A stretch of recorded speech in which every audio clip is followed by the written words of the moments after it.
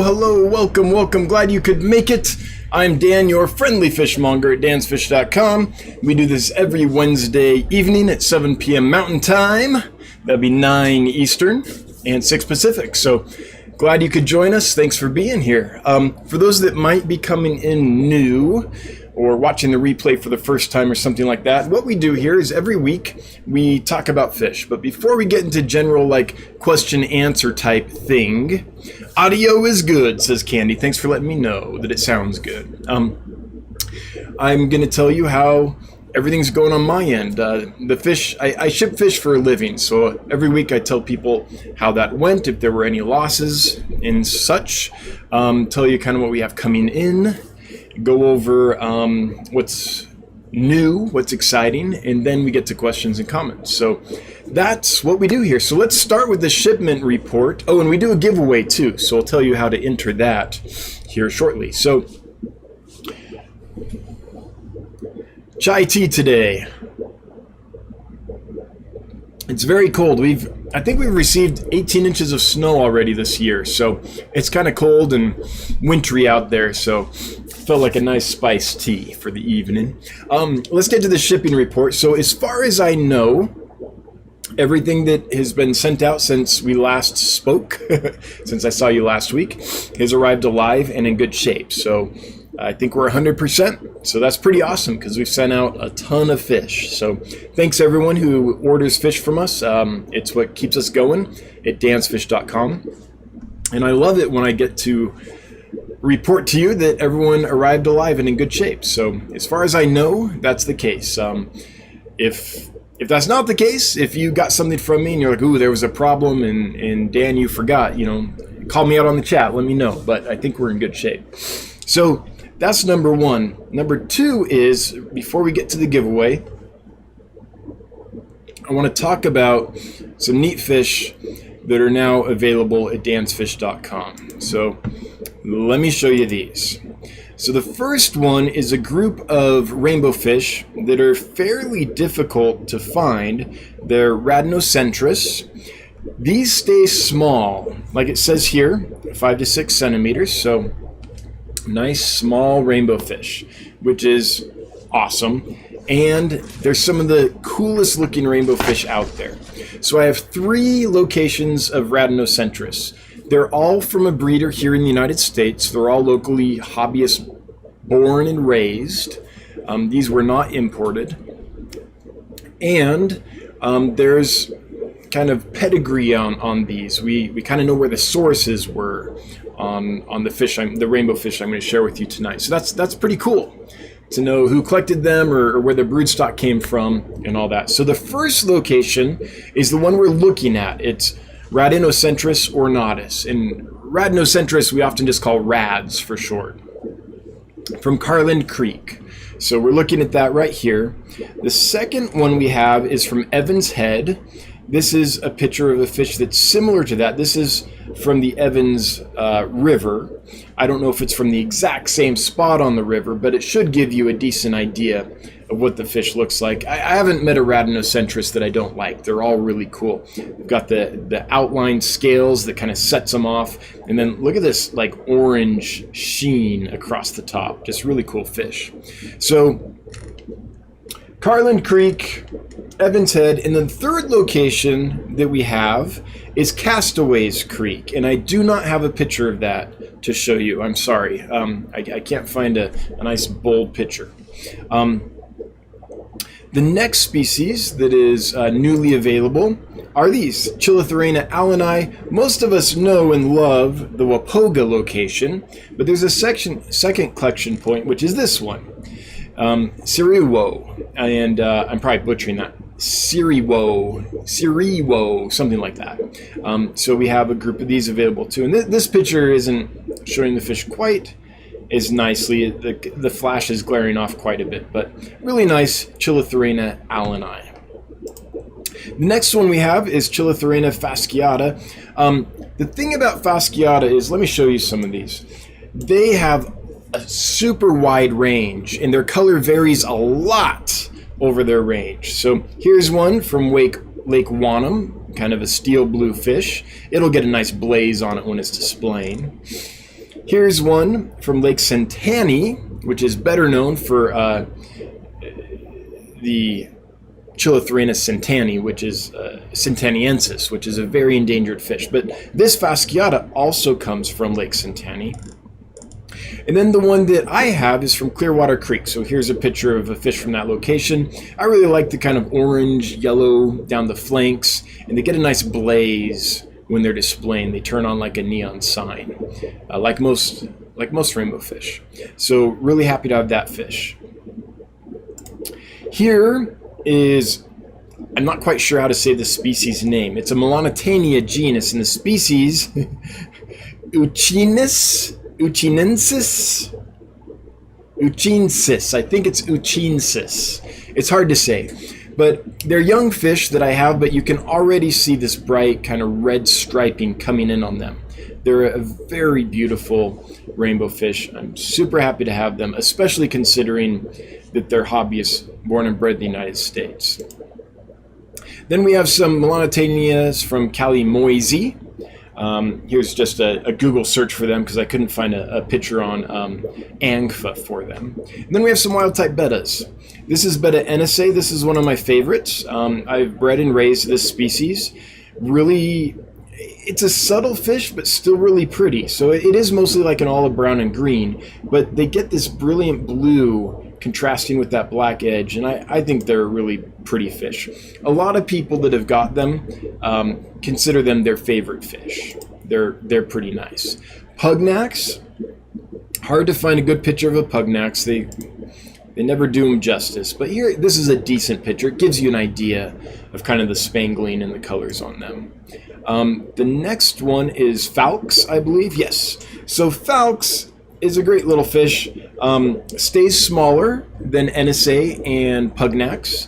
Nice little wild type betta, really hardy, simple to breed. In fact, they're breeding already for me. So if you're looking for an easy wild type betta to get into, that's not a bad option.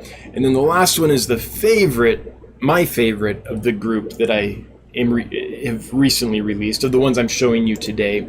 It's Betta bellica.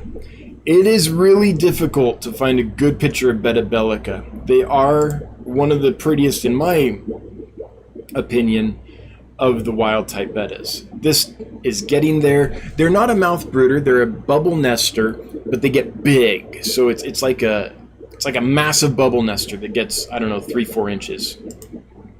So again, a lot of the pictures just are not going to do this poor fish justice, but suffice it to say, they're gorgeous. Wish I could find a good picture. So anyway, that's what's new. Got some cool stuff that's released and available at dancefish.com. I also received a new order this week. I'm not going to go into the details of it because every time I do, what ends up happening is I get tons of emails about, can you hold these for me and all that, and I don't hold fish or anything, so I think the strategy needs to be, when I release the fish, I tell you about it, but I'll give you one teaser, which is there are more rice fish that came in. The orange lemay rice fish that everyone loved and have been asking for months now are finally here. So in a couple weeks, as long as they do well, they'll be available at dancefish.com. So for everyone that is waiting for more of the orange rice fish, I think I can hook you up.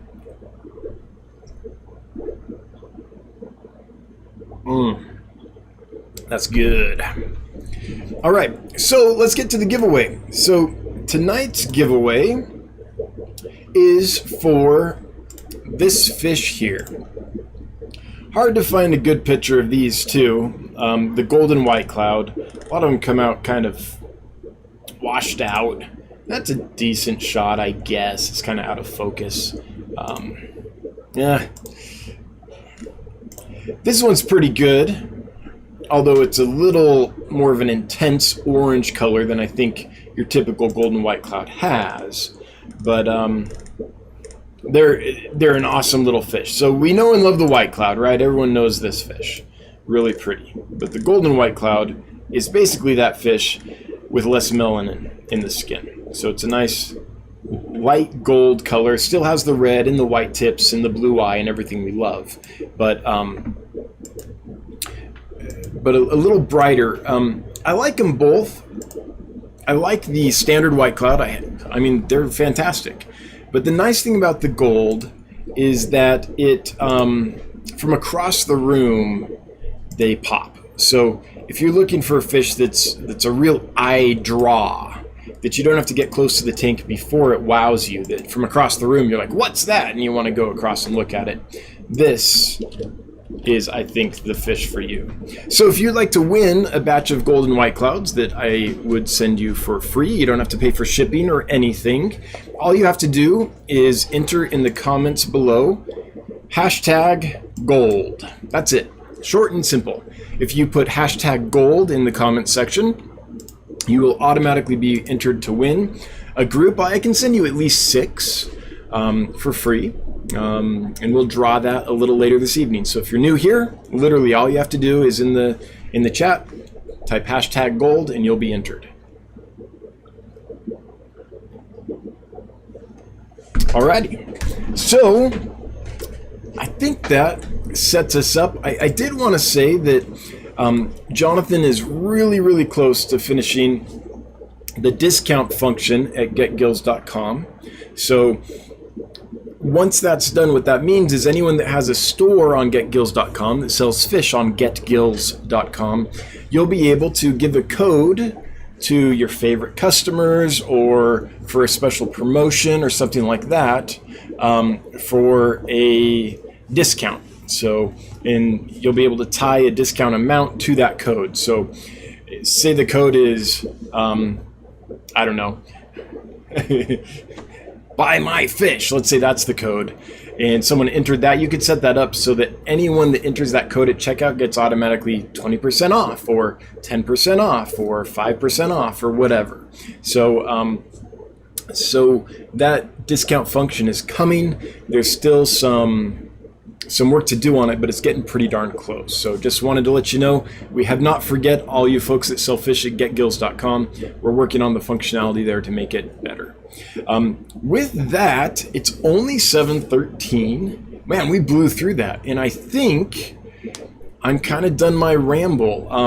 The last thing I guess I'll update you about is, people will want to know about Nigeria. So I'm ordering a bunch of fish from Nigeria, and it's still not certain exactly when that's going to happen. So I got a message from them a couple weeks ago that said, we'll be able to ship your fish in November, and I'm going to reach out to them pretty soon here and just see how that's coming along, but not a lot of movement yet for those that are waiting for the killifish and things coming from Nigeria. So hopefully there'll be some movement soon, but I didn't expect any movement for a while because the supplier in Nigeria basically contacted me and said, he called me and he said, okay, we can ship now, but we don't have any fish. So I have to go collect the fish and everything. And so it'll take me a few weeks, but in November, I think I can send them. So we'll see what we get. The bummer is that a lot of the killifish and other species that I wanted to get from this supplier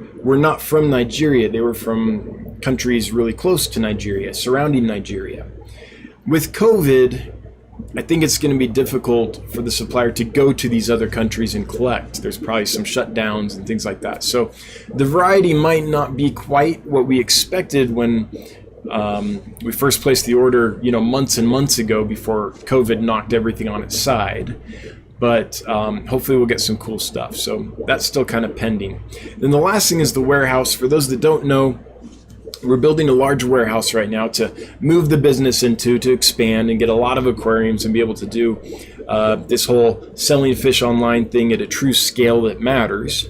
And I think with all the snow and everything, I think that it's basically going to be spring before any real build can start on that. Winter came early this year for us, basically, but we're still working on it.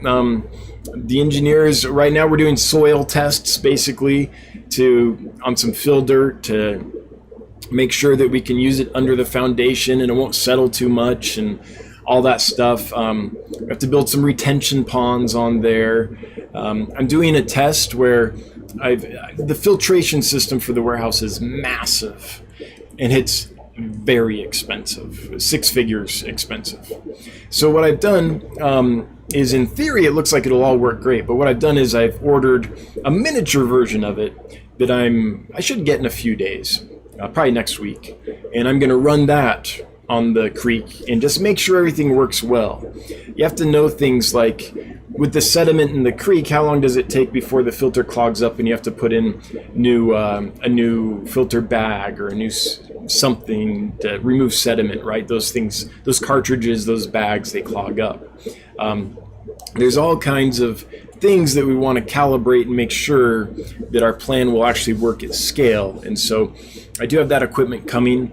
I will run the system in miniature, basically, at least part of the system, to see how quick does this clog up. Is it like, oh, we only have to change the filter bag every 2 weeks, that's great. Or is it like, oh no, you got to change it every 10 minutes. It's like, oh, this won't work, right? So in theory, on paper, everything looks good, but we want to do some real life tests before we spend a ridiculous amount of money on this filtration and water processing system. So that's where we're at with the warehouse, for those that are wondering. I think I've probably hit all the things that folks might be wondering on my end. So now let's get to your end. I hope you're all doing well. Welcome to the stream. Welcome to the chat. We have 234 people here today. That's not too shabby. Thanks everyone for joining us. If you don't mind taking a moment to share this out, let other folks know what's going on. It's always nice when we can get more folks in. If you like this stuff, you're invited to subscribe, hit the notification bell, all that stuff that us YouTubers are always begging you to do, right? No pressure though. I get it. In fact, you know, it helps somewhat, but I looked at my subscription list the other day, and I'm subscribed to like a massive number of channels, and I was like, there's probably only a dozen to 15 channels on that list that I actually watch with any regularity. So, you know, subscribing isn't the end all be all, I get it. But anyway, good to have you all here. That's funny. After that spiel, it dropped to 229. It's like, hey, we got 234. This is good. Let's get more people in here. Immediate drop. Folks, I guess, don't like the the beg for subscriptions. Anyway, let's get to your questions and comments. If you have a question or comment for me, if you would highlight it, you do that by typing the @ symbol and then Dan's Fish. No spaces or anything. Just type the @ symbol and start typing Dan's Fish immediately. You should see Dan's Fish appear in a little box that you can select. That doesn't work sometimes on certain cell phones, but on most computers and other devices, it works well. Candy Overhauls approves of the hashtag for tonight's giveaway. Hashtag gold if you want to win some golden white clouds. Well, Candy, I'm glad I could make you happy. And thanks for being here to you and my other mods. I see Punchy Paints here. I see Candy here. I see Kaler's Aquatics here. Punchy, I hope you're doing well. I hope your arm is healing up. Michael Wentworth. Michael, it is great to see you. I'm glad you're here. For those that don't know, Michael Wentworth is the moderator at the Getgills Facebook group and does a great job keeping that all under control. Says, thanks for the chance. As always, appreciate your work and the opportunity. Breeding is pleasure, extra R's. So breeding is pleasure, I guess. 3 times equals world peace, boom, boom in the fish room, and golazo. Well, thanks, Michael Wentworth. Good to have you here. It's great to see you again. Terry's Tropical Tanks. Oh, friendly fishmonger, please find me a fish. I would love to buy a group of... Oh, which one is that? Macrophysogobio. Microphysogobio. I don't know this fish. Tafangensis? Okay, that's a mouthful. Let's see what that fish is. Okay, so this is the fish that Terry's Tropical Tanks is looking for. Woo! No wonder you would like to buy that. Oh, look at that. That's a beauty. It looks like a gara. It's like a gara with amazing finish. All right, what's the common name of this thing? Or does it... Oh, man, look at all those on a rock. Look at that! Whew. Man, if I can find those, don't you worry. I will be bringing that in. I mean, I have to do some research and make sure that they would do well in my tanks and in my system, but that is a cool fish. Microphyso-gobio. Okay. I've never heard of that fish before. Terry's Tropical Tanks, have you ever seen them for sale, like ever? Or are they like a brand new thing that's going to take a little while before it can be found? Actually, I'm going to leave that up because I'm going to look more into that when the stream is done and see where they're from and if I have any suppliers in that area. Those are awesome. I've never seen anything like that again. If you have a question for Dan, please do that highlighting at Dan's Fish. Yes, so this is what we're talking about. See this, how it highlighted? At symbol and Dan's Fish. That's what we want to see. And yes, I'm in live chat. I know it looks like here that I'm in top chat, but I'm not. I don't know why it shows you guys top chat while it shows me live chat. No idea.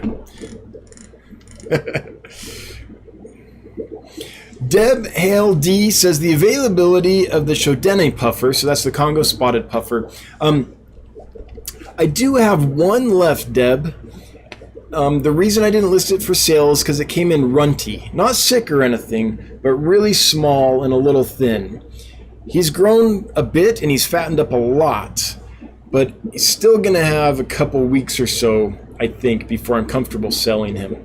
Again, nothing wrong with him at all, but it's just kind of like the smallest one in the bag, and so I want him to grow out a little bit.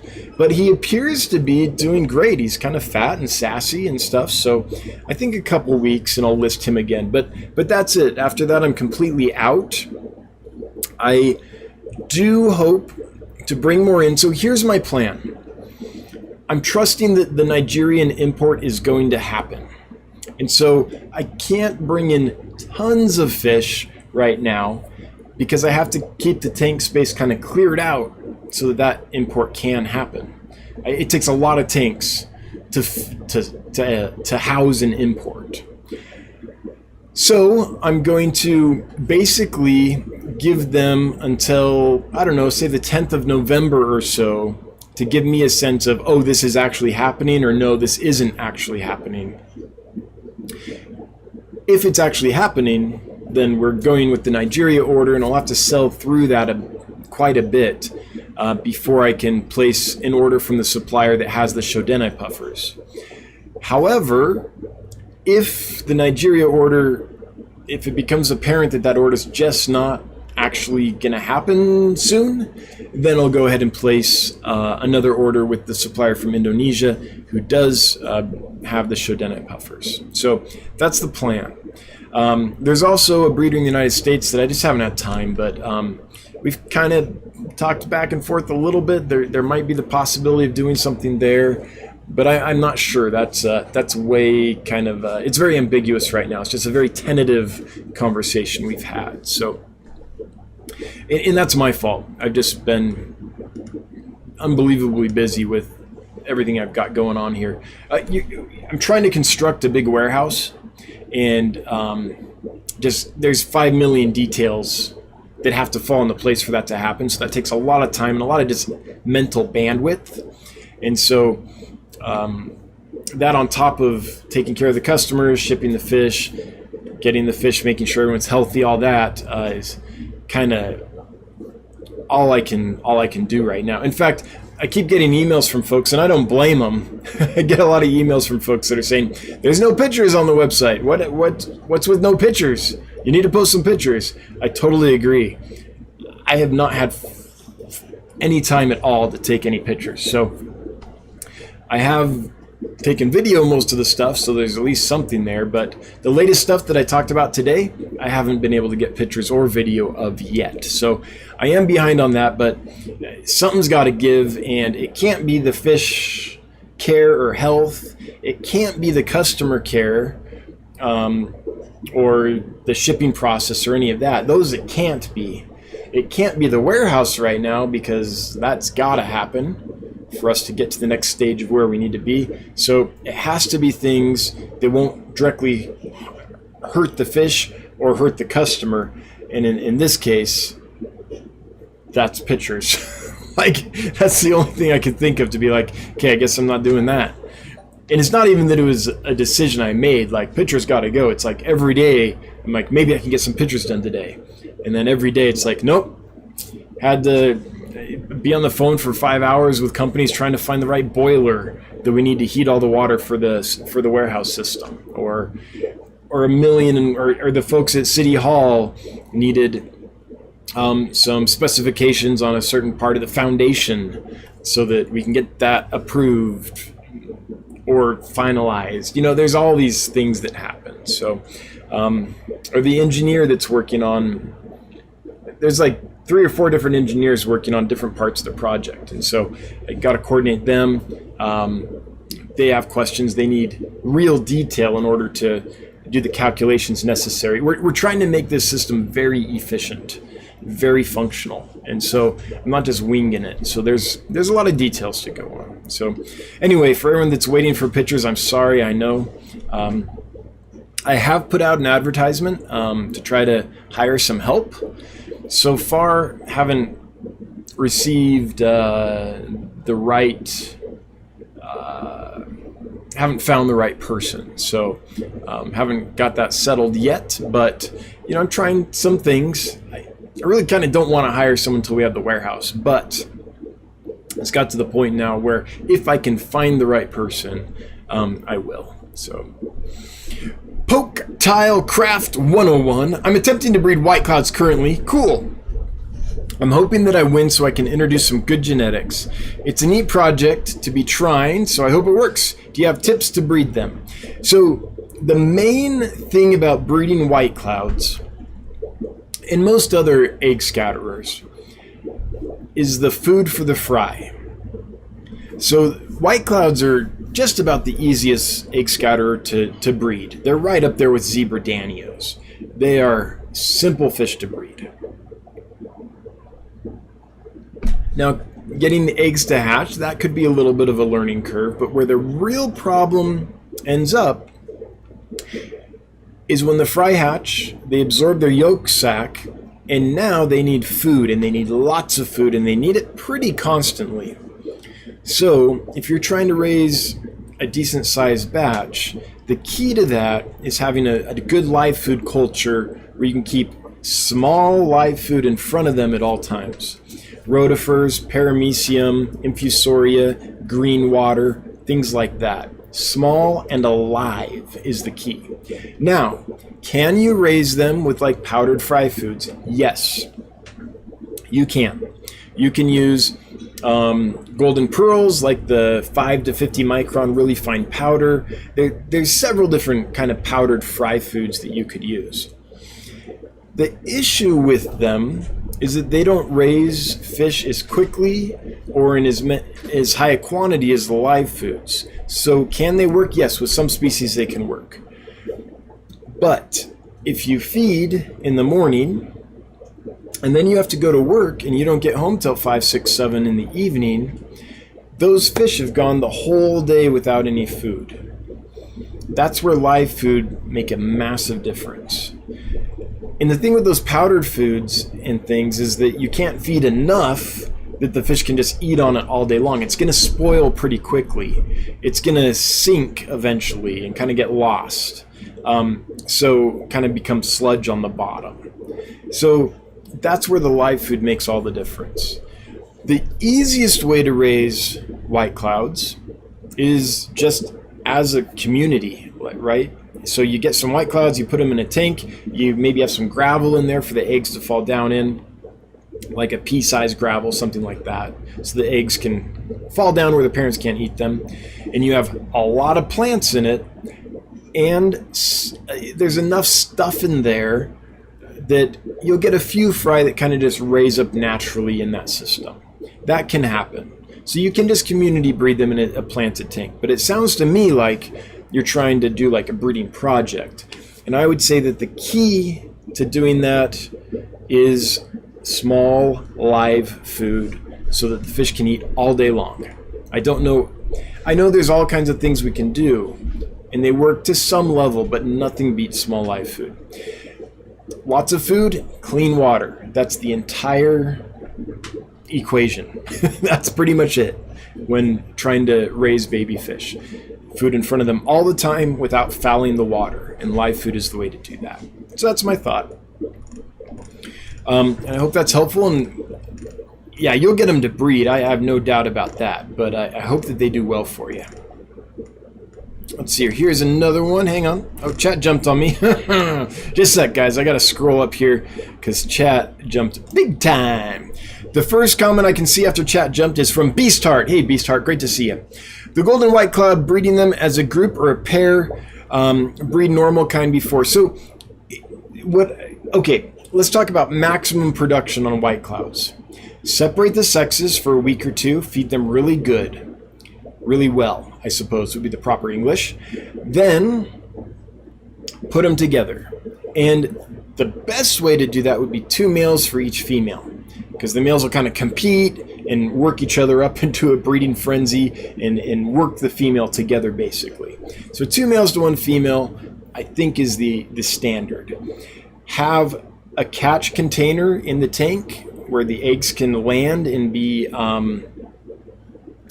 escape predation. That can be a couple rows of marbles across the bottom or pea gravel. That can be a container that sinks and is full of like java moss and things like that. It can be lots of things, but a place for the eggs to be laid where the parents can't eat them, and ideally where you can remove the eggs if you wanted once the spawning is done. So I think that's what I would do if I wanted like max production. Separate the sexes, feed them really well, then 2 males per female in a small tank. Could even be like a plastic shoe box or something for these guys. They're pretty simple. I would highly recommend, is it Mark's Aquatics, Mark's Fish Room, something like that. A guy from out of the UK named Mark, and I think it's Mark's Aquatics, is the channel. Breeds all kinds of egg scatterers. And if you just look at the way he does it, it's a simple way that gets fairly good results. It's not maximum production, but he kind of takes you through the whole process. So I would recommend his channel if you want to see video on like the step-by-step through breeding and raising small fish like white clouds. And almost any of his videos will work. Yes, some on neon tetras. Yes, several different kinds of tetras.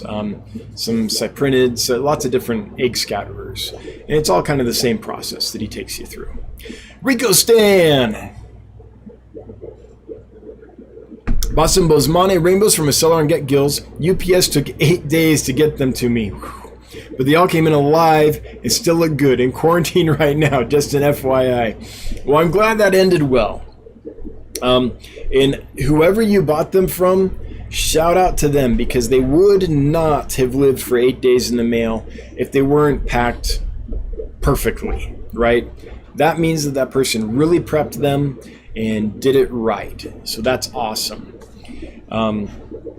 What I will say is anytime, and this isn't always possible, I get it, but anytime you can avoid shipping through the United States Postal Service right now with COVID and everything, I would. If FedEx is an option, if UPS is an option, the delivery success rate and on-time delivery rate with them is so much higher right now than it is with USPS. I'm not sure exactly why. I know USPS is going through some leadership changes. I know there's been some stuff, that Congress is telling them to do, and there's been some changes they're adjusting to. And then COVID on top of that, just the word on the street is that USPS right now is a little hairy. So anyone sending fish, if UPS or FedEx is an option, I'd highly recommend it. If it's not, I get it. Pack really well, pack for the long haul, because there are a lot of delays right now. But Rico Stan, I am thrilled to hear that they made it alive, and kudos to whoever you bought them from. That's awesome. Mickey M, $190 of fish from Glazer. Oh man, for those Microphysogobio.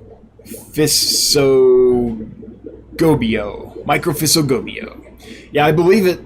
I mean, look at these things. These are amazing. For those that don't know, we're talking about this fish. We're just drooling over these guys. It's like a Gara with a massive dorsal fin, nice maroon purple color. Whew. Oh, man. Excuse me while I wipe the drool off my face. That's awesome. Only $190 a piece. Yep, I believe it. Must be a brand new fish. Joe Williams, what are those yellow and red fish behind you? The color is so vibrant. They're awesome, aren't they? So those are roseline barbs, or denison barbs, or roseline sharks, or torpedo barbs. They have lots of names, but Sahyadra denisoni is the species name, and they're just the gold form. So they're like a denison barb, but the gold form. They're awesome. They're one of the... I've seen them available here and there. They're fairly new, but for the last year or so, I've been tempted to get them, and I always held off because of the price point. They're expensive. But I finally did it, and I have to say I'm glad I did. They're cool. They were worth it. And I will try to bring some more of those in when I bring in some more Shodena puffers. Steve Ehrlich. Steve, it is good to see you, my friend. Ah, that's awesome. I miss you, buddy. So Steve is an old friend of mine from back in Los Angeles. We used to go to the killifish clubs and the other fish clubs there. Like, we were together a lot. That's something I miss about Southern California. You could go to a different fish club like every weekend. There was always something happening. So Steve did that. Then he went off to have a career at the Shed Aquarium and left Los Angeles. And I haven't seen him since. But Steve, I'm so glad that you're here, man. That's awesome. There's a wild video of some purples from that purple kind of Gara fish on Facebook. I'm gonna have to see some of that. You couldn't link me up, could you, Steve? That would be awesome. But I'll find it. Oh man, Steve, it's so good to see you, buddy. I hope we run into each other again one day. Oh, that goby? Cool. I knew what you meant. So, people often ask me what my bucket list fish is, and I have a few, but one of the main ones is Poropanchax burchardi, which might be Congo Panchax. Hang on. Which one is it? Well, I'm finding it as Poropanchax. It might be Congo Panchax. I can never... Yeah, Congo Panchax burchardi now. Okay, I gotta... They changed the name on me. Nope, Poropanchax. I'm not sure. I'd have to look it up. I can't remember. But this fish, tiny little lampi, looks a lot like a pseudomugil. Anyway, I've always wanted these for years. The only time I've ever seen them in person was at Steve Ehrlich's house. He got a group in. He was working at a wholesaler at the time and was able to bring in a group, and they were awesome. They were even better in person. And ever since I saw them in his tank, I've been wanting to get some. So that's my bucket list fish. And thanks to Steve, I saw them once. I'll never forget those, Steve. Those were amazing. The other thing, what else did he have that was cool? He was breeding leaf fish, South American leaf fish. He was breeding and raising those. So the guy has some chops. Anyway, miss you, buddy. Hope you're doing well. Just one more fish with Josh. Moved into this fish room around January, and for some reason, my longfin bristle nose refused to mate. In the old room, it was every 6 weeks or so. Finally, 10 months later, I have Fry. Awesome. I'm glad they finally went for you. Yeah, you just, I don't know. Maybe the mood lighting in that new room was wrong. I don't know what to tell you, but I'm glad they finally settled in. You know, that happens, though, with a lot of fish. Sometimes they just need to settle in. They need some time after a big change. Now, often, a big change can stimulate spawning. A big change will make them start spawning immediately. But I have heard, and I'm not an expert on plecos, but I've people that are breeding like hypencystrus type plecos and things, that stability is kind of key, is what it sounds like. Now, again, not an expert, but I'm not surprised it took them a while. Joseph DeLuca! Fish always great to come from your live stream. Keep up the great work. Hey, thanks, Joseph. Thanks for being here, and good to hear it. Michael Meliere. That's how it might be Meliere, but I'm going with Meliere.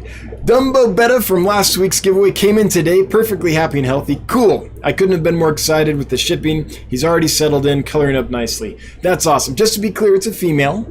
You probably knew that, but just want to make that clear because you said he's already settled in. So if you were under the impression it's a male, I just want to make sure you know that's a lady, what you got there. That's a lady.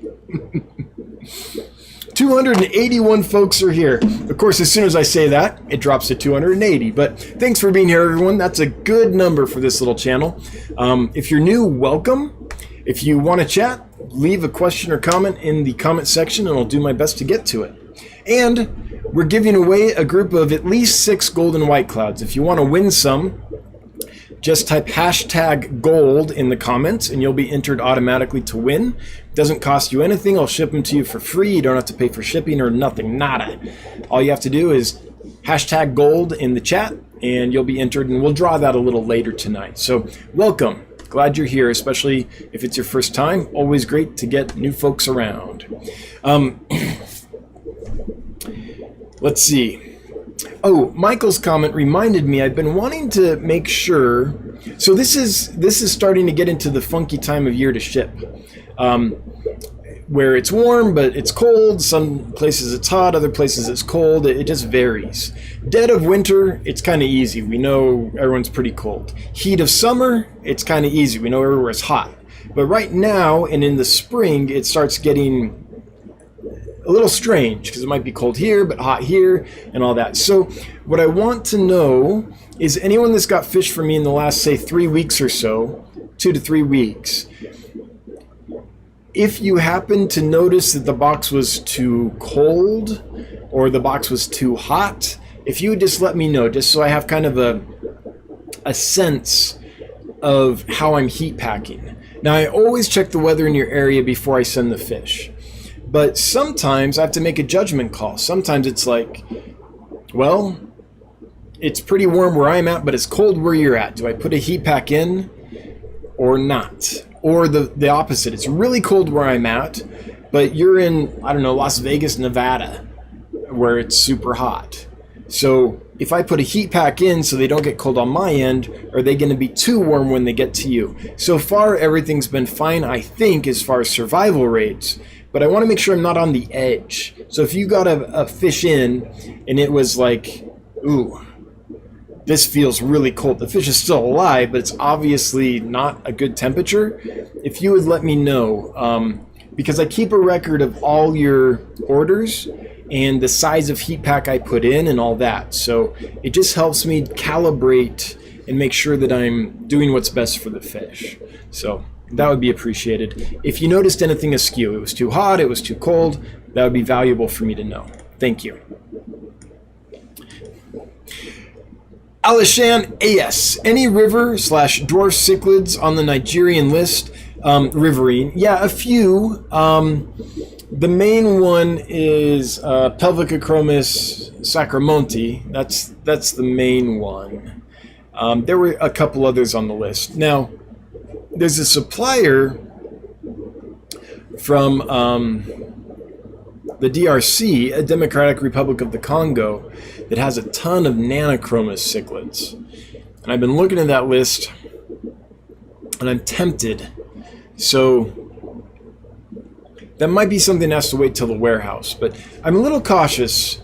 The issue with Nanochromis is they can be aggressive to each other. So if I bring 40 or 100 of them in and put them in a tank together, are they just gonna shred each other? That's my fear.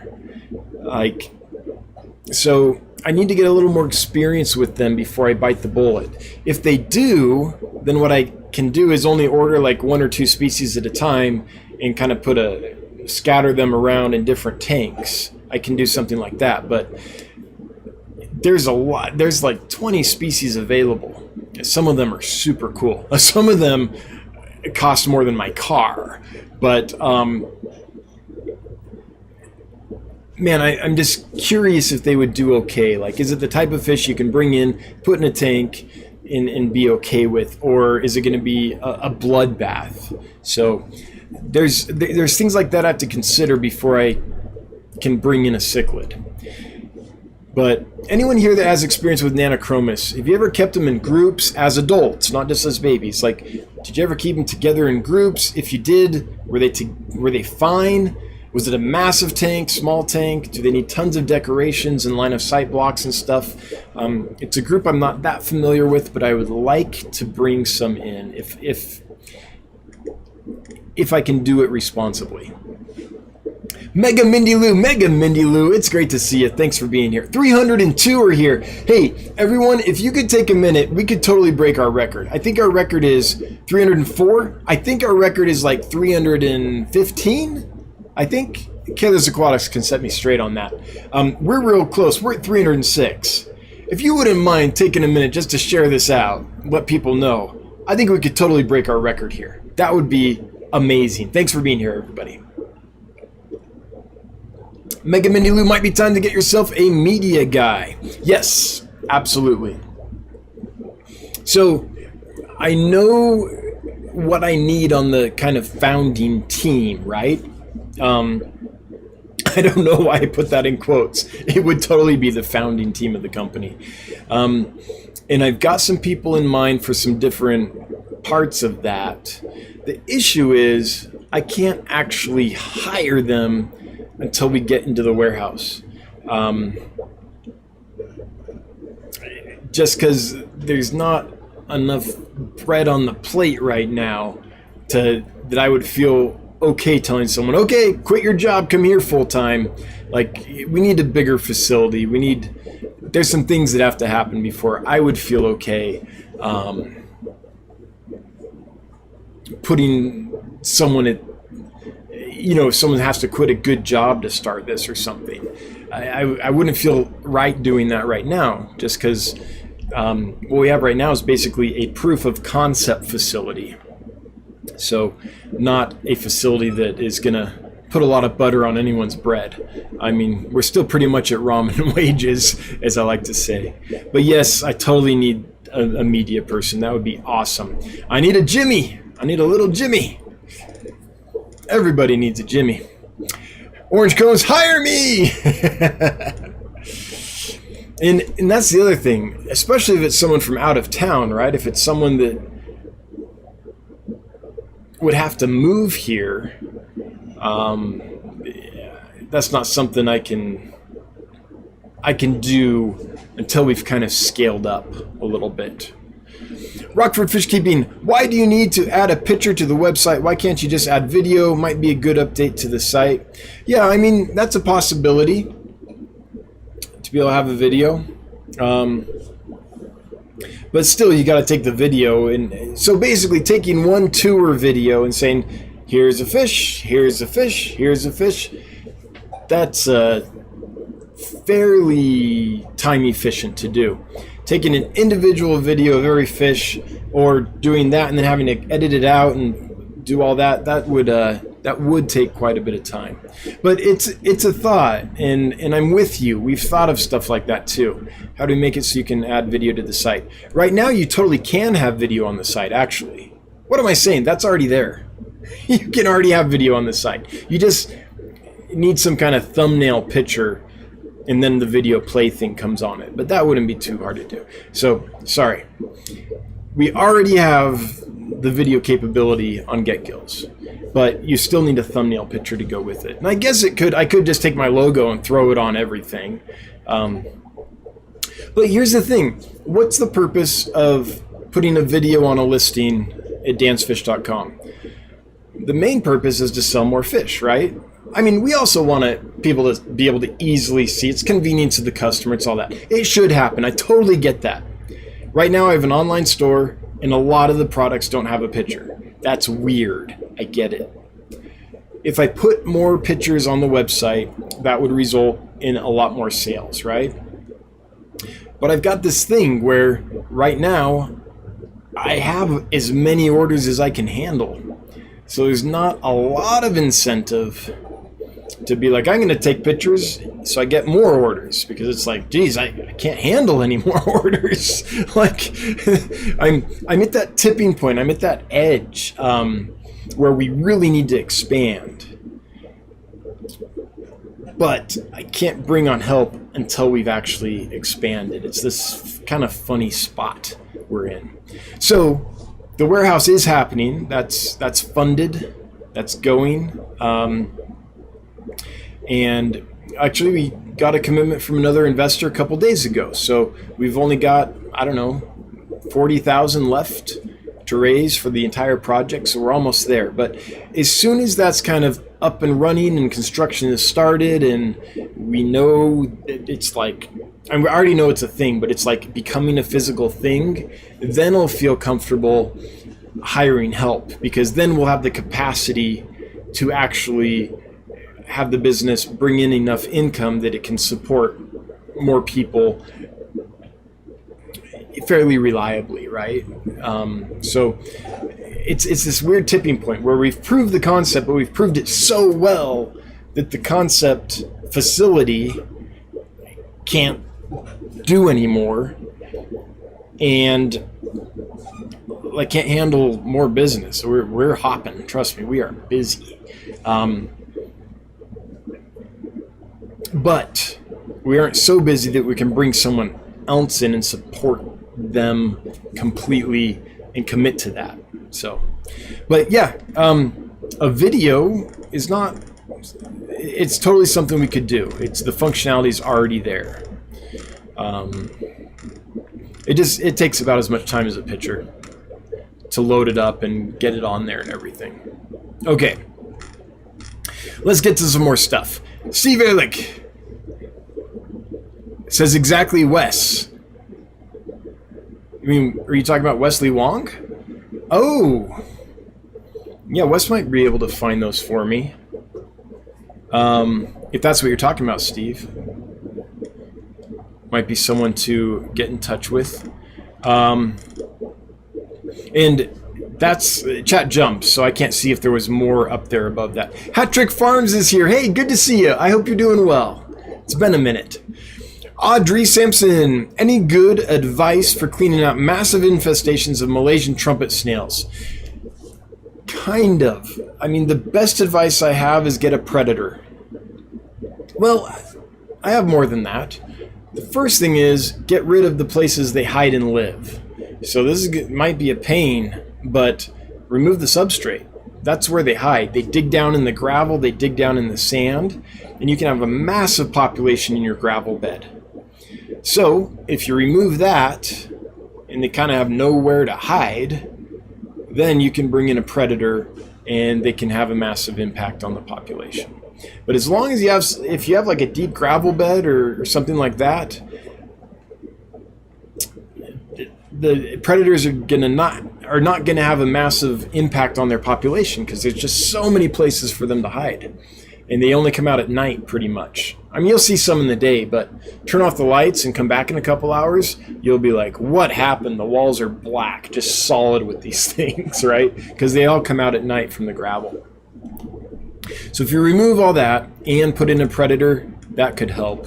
And the issue with them as far as predation goes is they're kind of tough to predate on. They have a trap door, so it's difficult for like a loach, say, to get in there and grab them because the trap door shuts. And they have such a thick, strong shell that it can be difficult for like a small puffer to bite through them, because the shell's so darn hard. So they're a little tricky, but I would think, which predator would be the best? I would probably go with I would try coolie loaches or something like that. And I haven't tried it. I don't have the tank that was full of them and I removed the gravel and put in coolie loaches and they were gone. I haven't done that, but something like that can really get in there, a coolie loach, might be the way to go. But even if not, if you remove the substrate and there's nowhere to hide, you can pick out almost all of them, and you'll never totally win the battle. There'll always be a few. It'll be like duckweed. You'll have to do it continually. But that's my best thought on that. I wonder if there is a medication as well. This I don't know. If anyone knows, is there any medication that you could put in a tank that would wipe out snails without like decimating the fish and the plants and the biofilter and all that. Atreus Kind 173 space 173. Do fish and plants like high flow? Some do. You'll see like videos of natural habitat where you'll see plants that are horizontal, basically, because they're in the current. I can't remember exactly what kinds they were. I want to say it was like a val, but I could be wrong. But I've definitely seen that. Lots of plants that like flow. And in the aquarium, plants really like flow because it keeps the algae off them. It keeps the nutrients coming in around them. Yeah, plants generally like flow. Now, how high is high, I guess, is a question. But there's lots of fish that like it. A lot of your cyprinids will love it. Your shiners, your gara, your barbs, hillstream loaches, any of those riverine loaches will love it. Lots of fish like it. Yeah. In fact, a lot of fish that are fairly boring in an aquarium, if you put in flow, suddenly they come to life. Corridors, I don't think corridors are boring, but if you give Cory some flow, whole different ball game. They tighten up and they kind of go together, and they're amazing.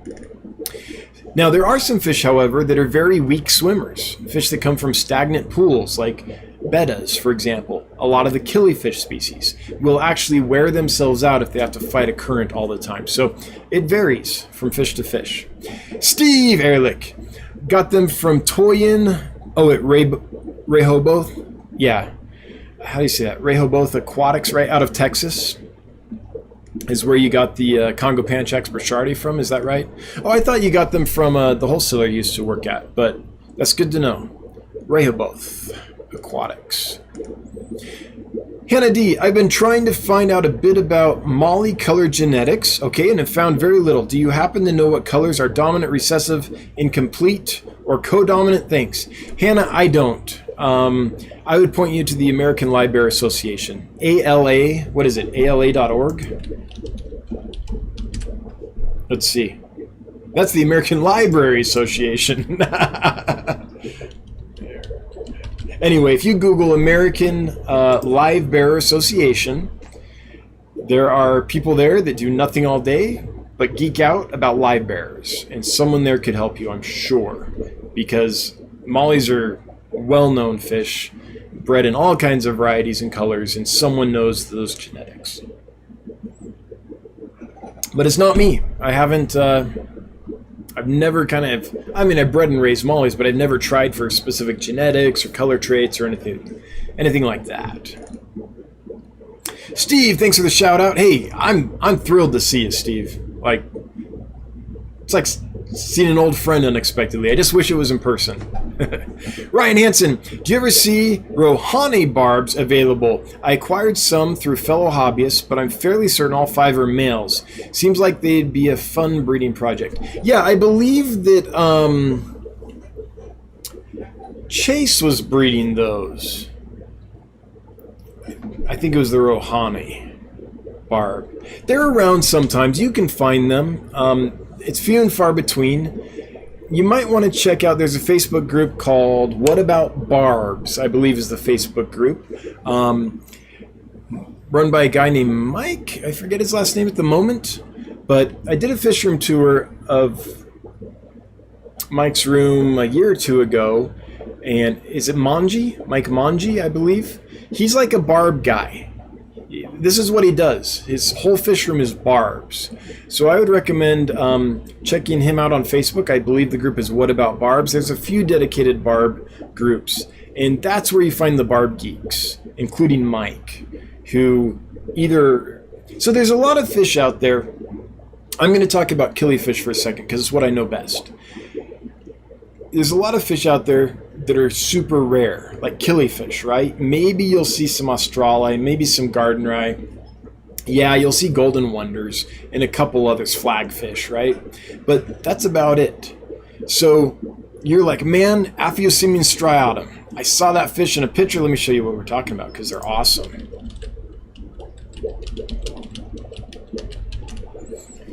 These guys. Let's say you saw a picture of these guys in a book. which is where I first saw them, in Scheele's Atlas, Rivulins of the Old World.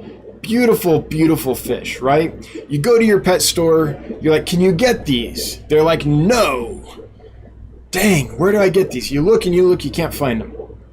They seem super rare. Well, if you joined the American Killifish Association, you would find a ton of people that have them, right? In the killifish world, Aphyosemium striatum is not rare.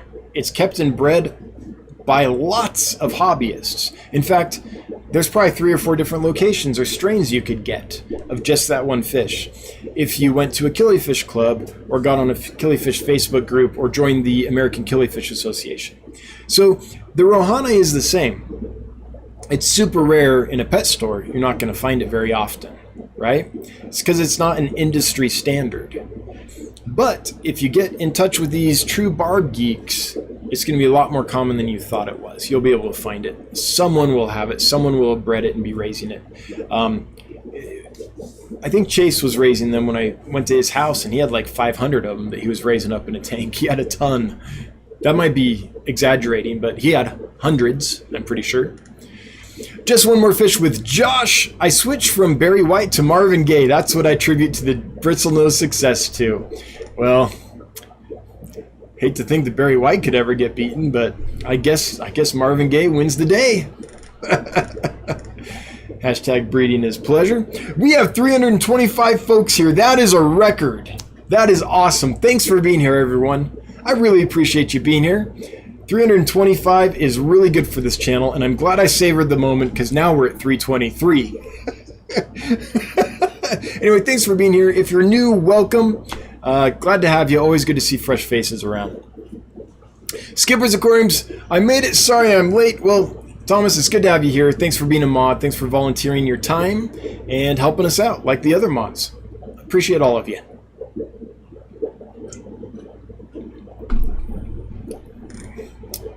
Joseph Stanley. Hey, Dance Fish. Thank you. I got a heat sealer. Good. And started packaging fish like your video on shipping fish. So much easier. Joseph, I'm glad it's working for you. You know, the word's getting out. One of the things that I think we need to do better as a hobby is ship fish responsibly, right? Ship them in a way that they have the best chance of success and the person receiving the fish has the best chance of success, right?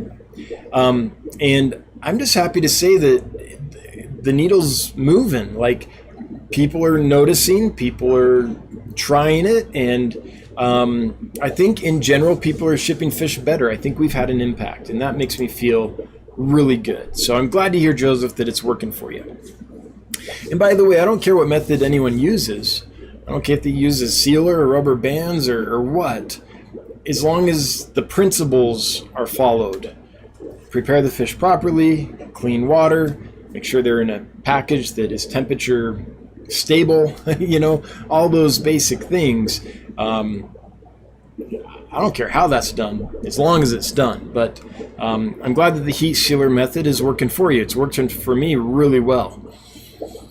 In fact, I found a machine that I'm a little giddy about that I hope to bring into the warehouse that will automatically seal and fill the bags for me. So I can take a bag with a fish and water in it, put it in the machine, and it'll fill it with air and seal it right there in one shot. So I don't have to do the 5-step process with my little heat sealer. So I'm trying to find ways to make that more efficient so it works at scale. But I was happy to find there are places that manufacture equipment like that, usually for like the food processing, like chips, a bag of chips, right? You take this bag of chips and somehow it's got to get filled with, I think they fill with nitrogen, not oxygen, but filled with gas and sealed, right? All in one efficient shot. And so there's this whole industry around that I'm discovering. I can't wait to find the best way to do that at scale. So it takes 10 seconds to seal a bag instead of a minute, which is, it takes me an average of a minute right now to, once the bag has the fish in it and is ready, to get it, first seal, fill with air, second seal, third seal, double bag, fourth seal or fifth seal, sixth seal at that point, right? It's a lot. So we're working on making it even better. Michael Meliere, my box temperature was perfect. Cool. Heat pack was the right choice and definitely worked great. Box sat outside in 50-degree temps for about an hour and there was no issues. Awesome. That's good. Glad to know that worked. It's always a little touchy for me. I'm like, it's so cold here. I have to put a heat pack in, but I know it's going to Florida, so I'll put a smaller one in and hope that by the time it gets to Florida, it's kind of burned out and it's cooler, but it's always a guessing game. My dream is that, and I can't do it, I don't have the time right now, but if no one's done it before me, I might have to get to it in a few years, but my dream is to have some kind of device that keeps box temperature stable, like a little electronic thermostat attached to a tiny little heating element or something, I don't know, but that keeps the box stable 75 degrees. Like, I would love that. I'm not an engineer, so it's probably not the right project for me, but heat packs are good. Phase 22 bags are good, but we still haven't got to the point where we can actually keep the temperature within a required range. We're still at the mercy right now of kind of guesswork. Alishon, yes, DRC shippers have a sketchy reputation these days. Yeah, I mean, anytime you're bringing fish in from out of country, heck, anytime you're bringing fish in from anywhere, even in country, you got to know the people you're dealing with. And there is a DRC supplier that I haven't dealt with directly, but I know other people that have, and they seem to be on the up and up. There's lots of references. Before I order fish, I generally know a lot about the place I'm ordering fish from. Not always. I've made a mistake or two in the past, but I'm pretty careful. Scott Backer's getting closer to all caps. Am I missing a comment, Scott? Is Scott saying I missed so many of his comments that he's about to all cap me? Chattanooga Ed throwing down a $5 super chat with a Fox Cat sticker. That cat is punching me in the face. Ed, thank you so much. Good to see you. Punchy Paints with the $99 pile of nitrogen for our plants. It's a poop emoji. Thanks, Pam. Good to see you. Hope you're doing well. And Fairlows Aquatics with $4.99. Found some Agersi killifish the other day. They are pretty awesome. All Nothobronchius are awesome. For those that don't know, this group of killifish. Whew. And there's a supplier I can get these from in quantity. I can get what? So these are Rackovii that we're looking at here. Here's Agersi. I don't know if you have the red form or the blue form. Oh, here's one that shows both. So here's the red form, here's the blue form. They're both stunning fish. Gunthri. If you're starting with Nothos, this is a fairly inexpensive, hardy, easy to breed, beautiful Nothobronchius killifish. Nothobronchius Gunthri. And it comes in a gold form as well. Corthazi, is that the other one? Yeah. These guys are awesome. They come in a red form and a yellow form. And there's a few others I can get too. I haven't pulled the trigger. Oh, I'm not showing these. Sorry. Here's the yellow Corthazi. Here's the red Corthazi. Or Corthauze, I suppose. I should say that correctly. Here's the Gunthri, the normal Gunthri. Often you see them as location Zanzibar. And then here's the gold, kind of more gold form. Let's see if we can find a... Yeah, mine just has more gold on it. Less red. And then what else were we showing you? We're showing you, there's more Gunthri. Oh, I'm stuck on Gunthri. I don't think we're getting out of Gunthri. Oh, there we are. Rackovii, right here. And then here's the Agersi is the one that started this off, right?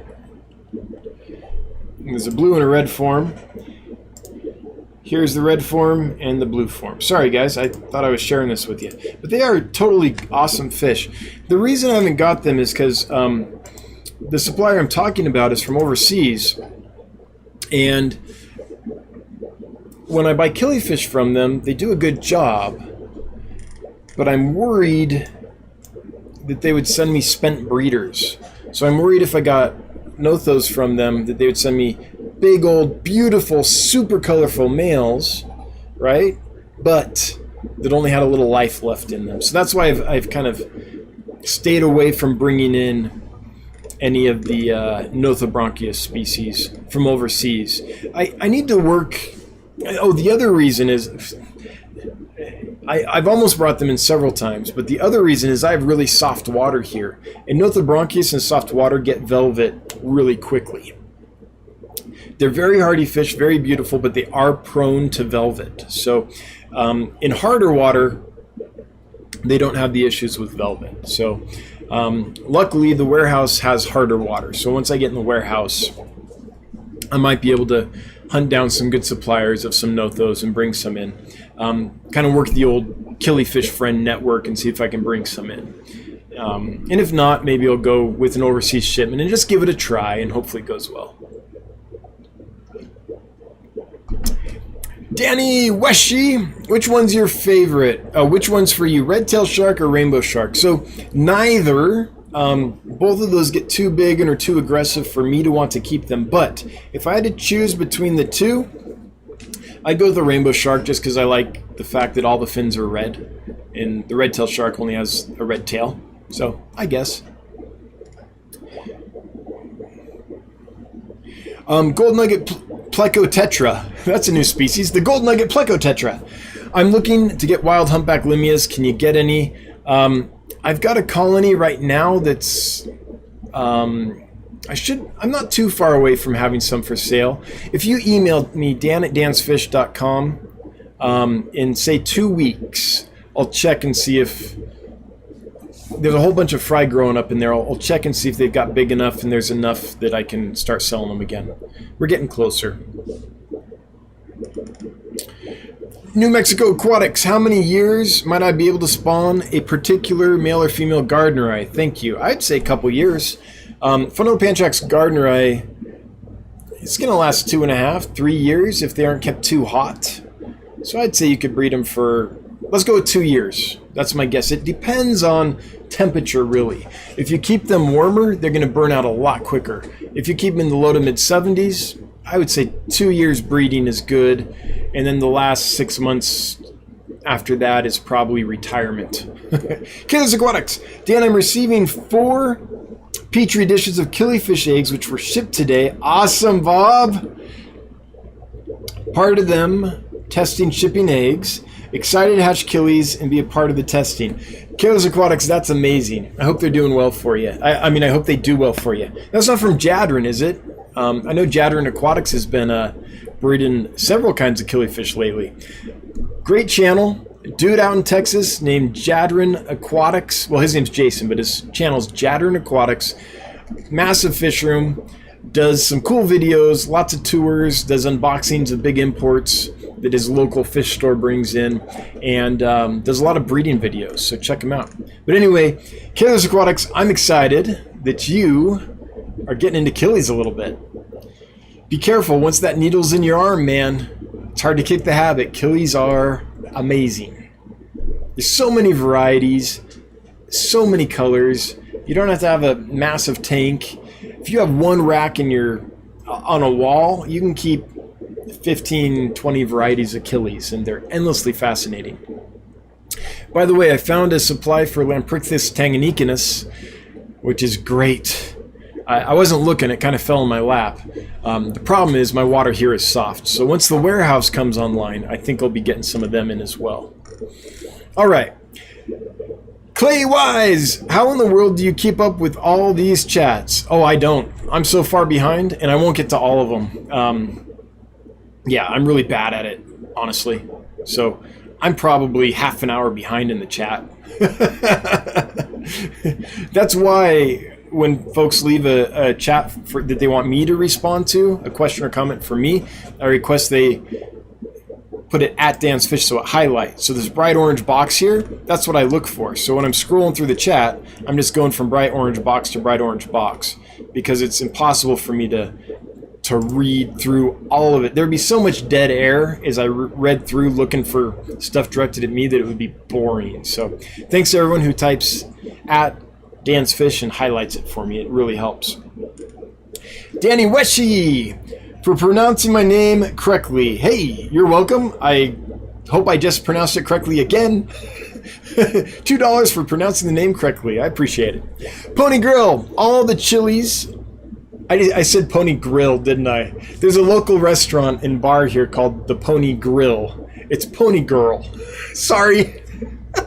Well, I got Danny's name right, got yours wrong. Pony Girl, as in woman.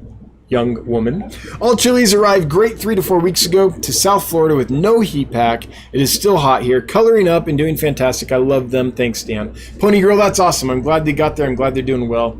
And yeah, it was still, that was a tricky one because it was cooling off here, but I was like, man, if I put a heat pack in, these things are gonna bake because it was hot in Florida. So I'm glad I made the right choice. I usually do, but it's a little nervous time for me right now, just trying to get that all right. Abolished aquatics, dumb question, probably. Hey, ask away.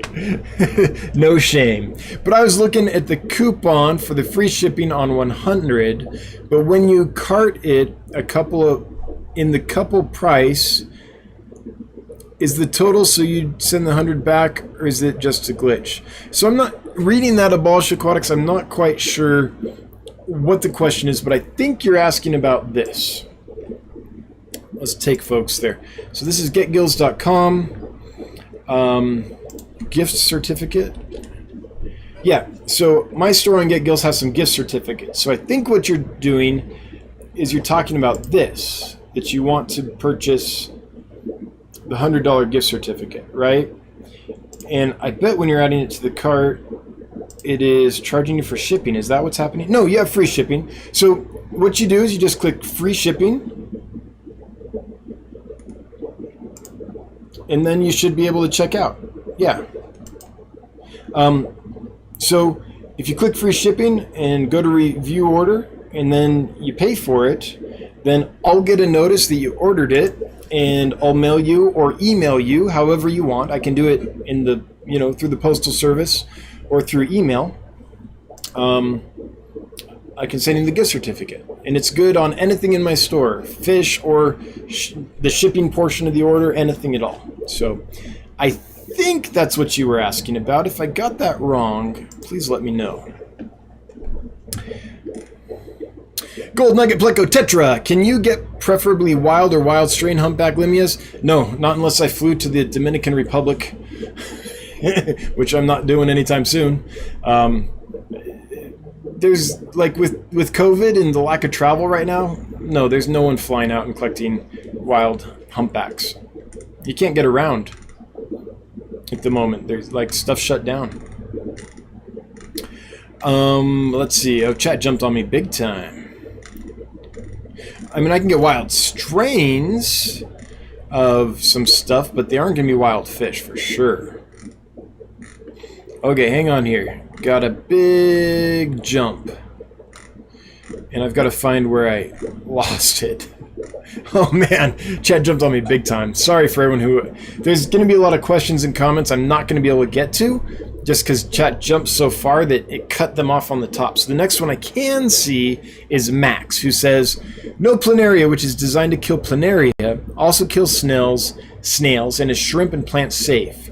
You have to double the dose for it to be effective. Okay, so that might be worth something to try. I don't know that medicine at all, but that might be worth researching for the person who's trying to get rid of Malaysian trumpet snails, MTS. Chewy, hey, good to see you. It is interesting when fish are caught out of the wild, like in Thailand, where Dr. Fish are found. Dr. Fish are a Gara species, I believe. But do we think about the dangers of those fishermen face things like cobras? Oh yeah, you leave your house, you're in danger, right? Ask any Australian. I mean, I guess I've never thought about a fisherman out trying to catch fish facing cobras. I have thought about friends I had that were fishing in like Alabama or Florida and stuff, and I'm like, man, watch out for the water moccasins and the copperheads and all that. So it's not just you know, in other countries where that happens. We've got stuff here too. Punchy Paints, reminding folks to highlight my name so that I can see their question or comment. Wichita Falls, hey, I believe you're the one that turned me on to the Massey channel. For those that aren't aware of it, let's see if I can find it here real quick. Oh, where is it? There is an amazing video on Corydoras toxins. Here it is. Cool, found it. Oops, it's going to play here. I don't want that. I just want to go to the Massey channel. There we go. Found it. Here it is. Massey's an Aquarium Society. Here is, I'm going to give you guys a link to this. There's a link to their channel. You should check this out. They're doing these amazing online presentations. Since they can't meet in person, they're doing them online and they're sharing them with folks. So this one was great. This is on Corydoras and the fact that they release toxins and what happens when you're shipping and all that. And the reason it's great is because their speaker is not Joe Schmo like me, who's like, well, from what I think, this happens and I've experienced this. This is a research scientist, a professor, who's studying this in depth. This is his big project at the moment. And so they're taking samples, they're trying to figure out exactly what the toxin is, which species have it, how to deal with it when you're shipping fish and things. So that was an amazing video that I believe it was Wichita Falls Fish Keeper that brought that to my attention. So thank you so much.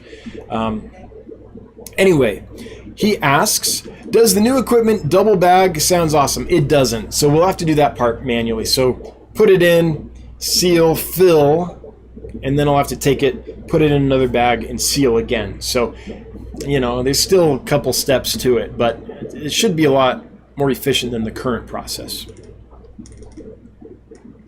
Gnarly Fish Tank saying hi. Well, hi right back at you. Good to see you. We have 7 minutes left. I'm going to do my darndest. Rockford Fish Keeping. We can send a man to the moon. We can make we can make a contraption to keep a box at a certain degree. I think so too. Yeah. To the moon. Heck, now they're working on Mars. Okay. I think I'll be able to catch up maybe. No way. It's probably just because 100 chats were cut off when it jumped. Sorry. If your question or comment was cut off, I apologize. Fishy Mon 64. Ever heard of candy cane tetras? Yes, I have. I've never brought them in, but I know the tetra you're talking about. Let's show them to people because they're kind of cool. There's a lot of awesome tetras out there.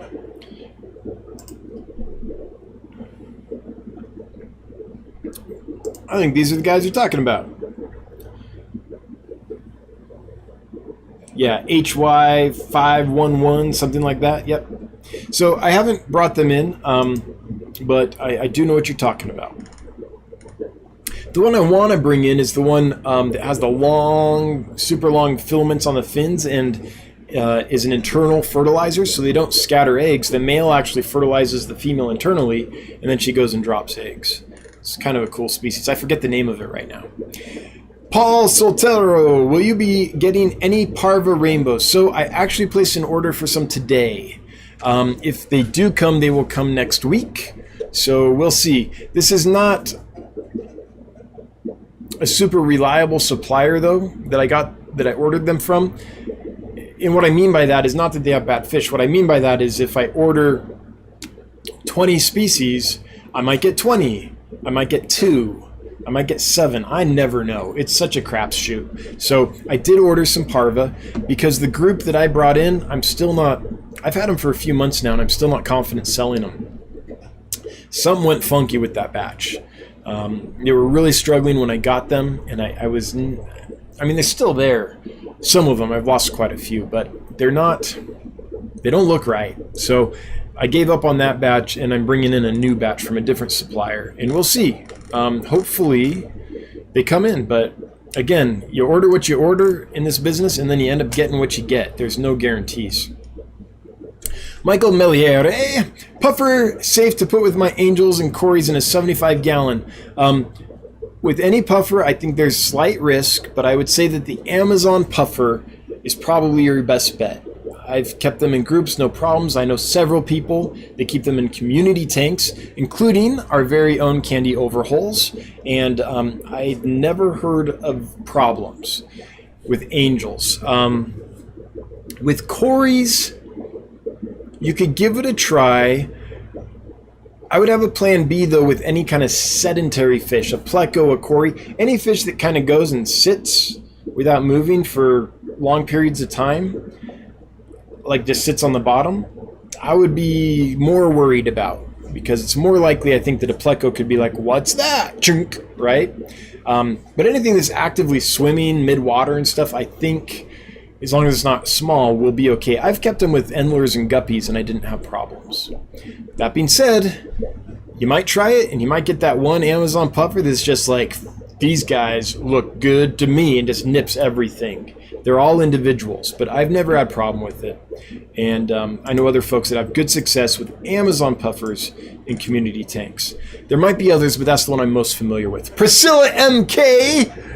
Throwing down $5. Priscilla, thanks so much. Always appreciated. Never required, but it makes the wife super happy. How's it going? It's going great. Thanks for being here. Good to see you. By the way, I haven't forgot about our video. When I went a few months ago down to the Denver airport to pick up a big order of rainbow fish, and I hung out with Priscilla, and it was great to see her. Made a video and everything. Priscilla, I haven't had time to edit that sucker. So I still got it. I still plan to do it. But it's one of those things that I haven't got to because it's been so busy with the warehouse project going on. Connie Woolley, my rainbows arrived perfectly 2 weeks ago down in Colorado. Heat pack was still hot. Cool, as long as it wasn't too hot. But you're just down in Colorado, so that's a fairly easy one because your temperatures generally are close to in the ballpark of mine. So I'm glad to hear they're doing well, Connie. Good to see you. We're at 8:28. Gonna burn through these last couple. Fishy Mon 64. Oh, Candy Tetras. Yes. Moncon all day. Getting and growing some Buse plant. Last time I only ordered one stem and it didn't turn out well. How many stems? Okay, I'm going to stop you right there.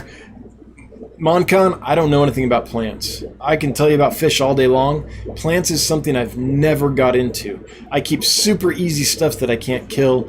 I've never kept abuse in my life. So I appreciate the question. I can't answer it. There are people in this chat that know their plants though. So Michael Wentworth, if you're still here, Bentley Pasco, if you're still here, and several others, they might be able to give you an answer, but anything plants, I'm not the correct source. I just don't know nothing. Kaylee's Aquatics throwing down $9.99. Thank you so much, Bob. Always appreciated. Never required, but every little bit helps. Pam is not streaming tonight. That's good to know. So for those of you who normally tune into Punchy Paint's live stream after this one ends, sounds like it's not happening tonight. For those that don't know, Punchy Paints is an amazing moderator. She does a ton for our community. She doesn't just mod my channel. She's out there. Like if you go to any FishTube channel, you'll probably see her working and modding for free and just helping out. There's lots of folks that do that. A lot of my mods are like that. And a little while ago, she had an injury. She hurt her arm really badly, shoulder, I guess, arm kind of, this area really badly. And so since then, there's been some streams that have been missed. Sounds Punchy Paints has had a wicked headache all day today, so maybe it's that. But anyway, Pam, I hope your arm's doing better. And I hope if it's the thing keeping you from doing stuff that it heals up real soon. Miss you, lady. Hope you're doing well. Okay. With that, we have reached 8:30, so we need to end. But before we do, we need to do a little giveaway. I gotta wet my whistle.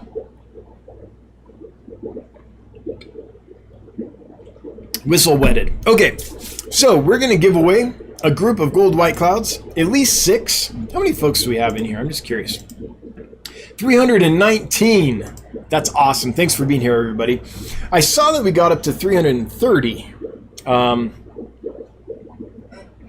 Maybe even a little higher, but 330 was the one I saw. So that's awesome. I think that shatters our record by 15. So thanks for helping us break the record. Let's give away. There are 232 folks who have entered, and the winner is Rhonda Thomas. Rhonda Thomas subscribed on August 1st. So it took a few months, but you're getting a little reward for the sub. Thank you so much, Rhonda. Good to see you. And you have won the Gold White Cloud Tetras, Golden White Cloud Minnows. So I need you to respond. Let us know you're here because you do need to be present to enter. And you've got about 30 seconds to do that. Just looking here to make sure that I don't miss Rhonda.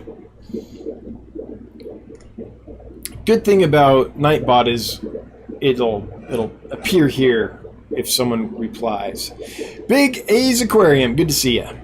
Let's see here, just waiting for Rhonda. Hopefully she's here. If not, we'll do a redraw. It's been almost a minute. I'll look over on this window, see if it appears there quicker, because I don't want to miss her.